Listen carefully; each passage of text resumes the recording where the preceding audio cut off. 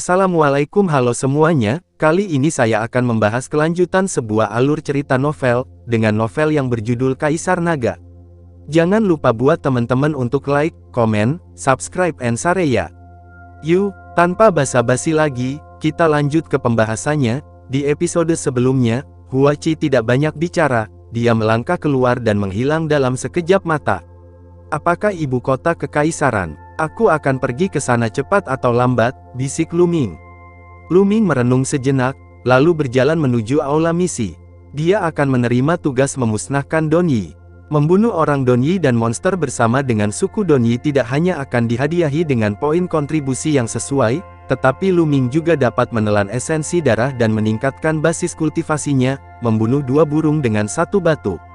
Ketika dia datang ke aula misi, dia menerima misi dengan mudah. Setelah menerima token misi, Lu Ming bergegas menuju kota Dong. Dia tidak mengendarai tunggangannya, tetapi menggunakan posturnya untuk bergegas. Dengan kelincahannya saat ini, dia tidak tahu seberapa cepat dari kuda bersisik hijau, dan proses perjalanan juga merupakan proses menumbuhkan kelincahan. Melakukan langkah voli, tubuh Lu Ming seperti sinar angin, seringan tidak ada. Ketika dia menginjak rumput hijau dengan jari kakinya, tubuhnya akan terbang ke depan puluhan meter, seolah-olah dia terkejut, dan dia menghilang di sekejap mata. Dengan kecepatan seperti itu, hanya dalam 3 hari, Lu Ming tiba di luar kota Dong. Kota Dong tidak diragukan lagi adalah kota besar, dengan ketinggian tembok lebih dari 30 meter, berkali-kali lebih besar dari kota Fenghuo. Saat ini, gerbang kota Dong ditutup rapat, dan tembok kota dijaga oleh tentara berbaju besi. "Berhenti, siapa kamu?" Ketika Lu Ming mencapai gerbang kota, seorang jenderal lapis baja di tembok bertanya dengan keras. "Aku adalah murid dari Sekte Pedang Xuan Yuan." Lu Ming mengeluarkan kartu giok identitas, melambaikannya dengan ringan, dan kartu giok identitas itu terbang ke atas tembok kota. Benar saja, dia adalah murid dari Sekte Pedang Xuan Yuan, buka gerbang kota. Jenderal Tiejia melihat kartu giok identitas, melemparkan kartu giok identitas kembali ke Lu Ming, dan kemudian memerintahkan.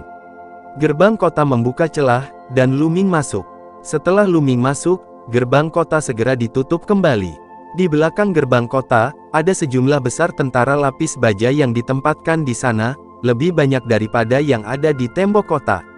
Kota Dongke dijaga oleh Legiun Kekaisaran Laisun, dengan 50.000 tentara, semuanya elit. Tujuannya adalah untuk menghalangi orang-orang Don Yi. Sekarang keluarga kerajaan menurun dan sekte meningkat, meskipun pasukan Kekaisaran Laisun masih mendengarkan keluarga kerajaan di permukaan, mereka sebenarnya lebih mendengarkan sekte tertentu. Sama seperti tentara di kota Dongke, disebutkan bahwa masih di bawah perintah keluarga kerajaan, tetapi sebenarnya di bawah perintah Sekte Pedang Xuan Yuan, jadi jika ada apa-apa, itu akan dilaporkan ke Sekte Pedang Xuan Yuan. Anak muda, para murid dari Sekte Pedang Xuan Yuan semuanya ada di kamp nomor 1, biarkan aku membawamu ke sana. Seorang sersan berjalan ke arah Lu Ming dan berkata. "Oke." Lu Ming mengangguk. Mengikuti sersan, dia pergi ke kamp. Begitu dia memasuki kamp, dia mendengar suara keras. "Ini konyol, kalian yang bahkan tidak mencapai seni bela diri tingkat keempat berani menerima tugas ini. Apakah Anda benar-benar gila karena ingin menyumbangkan sesuatu?" Beberapa sampah yang berada di bawah seni bela diri tingkat keempat, ketika saatnya tiba, tidak ada yang akan menyelamatkanmu." Suara arogan menyebar ke telinga Lu Ming. Lu Ming mengikuti suara itu dan berjalan mendekat. Setelah mendekat, dia melihat sekelompok orang berkumpul bersama, semuanya di bawah umur, dan sekilas, dia tahu mereka adalah murid dari Sekte Pedang Xuan Yuan. Batu besar. Lu Ming melihat sekilas Pangxi dalam sekelompok kecil orang. Pada saat ini, Pangxi tersipu, dan bersama dengan 3 atau 4 orang lainnya, dihadang oleh kelompok lain. "Basis kultivasi kita rendah, tapi kita tidak terburu-buru ke depan, tidak apa-apa membunuh beberapa orang Don Yi yang terpencarkan." Pangxi berkata dengan marah. "Bunuh orang Don Yi yang tersebar. Mereka datang ke sini untuk mengambil yang murah. Segera keluar dari sekte. Bagaimana kamu bisa mengambil yang murah dari Bai Yuanku?" Di seberang Pangxi, seorang pemuda dengan mata segitiga berteriak dingin. "Omong kosong, siapa bilang kami memanfaatkannya? Aku akan memanfaatkanmu," jawab Pangxi dengan keras. Pria muda dengan mata segitiga menjadi dingin, dan berkata, "Berani, kamu masih berani berbicara kembali, apakah kamu mencari pertengkaran?" Ada beberapa murid lain dari Sekte Pedang Suanyuan di sampingnya, tidak ada dari mereka yang ikut campur, dan mereka semua tampak seperti mereka menonton kegembiraan. Mencari pertengkaran, siapa yang telah kamu kalahkan? Lu Ming berjalan mendekat dan bertanya dengan ringan. Siapa? Pria muda dengan mata segitiga berteriak dengan dingin, matanya beralih ke Lu Ming, tetapi ketika dia melihat penampilan Lu Ming dengan jelas, ekspresi wajahnya membeku. Lu Ming, pemuda dengan mata segitiga itu berkata dengan linglung. Ekspresi orang lain di sampingnya juga sedikit berubah. Namun, beberapa orang menonton dengan penuh minat, kali ini tidak hanya murid tingkat perunggu, tetapi juga banyak murid tingkat perak datang ke sini. Kakak Lu Ming, kamu juga di sini.